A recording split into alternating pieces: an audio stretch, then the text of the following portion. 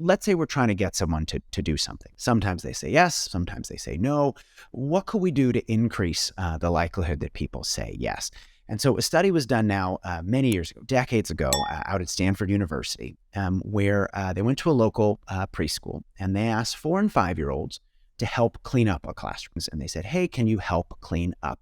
And for another set of students, they tried a slightly different approach. They said, hey, can you be a helper and clean up the classroom? Now, help and helper are very similar, right? Helper is only a couple letters more at the end, ER at the end.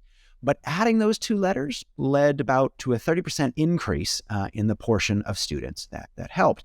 And it's not just kids in a classroom. Same ideas apply to adults with much bigger, more important behaviors.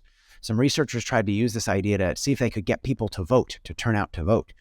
Often organizations say, hey, will you vote? Please go vote, as we often do using the word vote. But for a different set of people, they asked them, said, hey, will you be a voter? Now, again, vote and voter are very similar. One is just adding an R on the end, but that led to about a 15% increase in people's likelihood of doing something significant, turning out to vote. And so you might be sitting there going, okay, but why? I mean, this is interesting, but why? Why was helper more effective than help? Why is voter more effective than vote? And the reason is, we're all busy.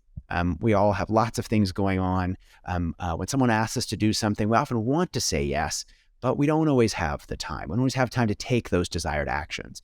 But what we care more about than actions are identities, right? We want to see ourselves and showcase to others positive things about ourselves. We want to feel like we're smart and knowledgeable and competent and efficacious and all these different things. And so if an action is just an action, well, maybe I'll do it. But if an action becomes an opportunity to claim a desired identity, well, now I'm much more likely to do it. And so by turning actions into identities, we can change the likelihood that people take those actions.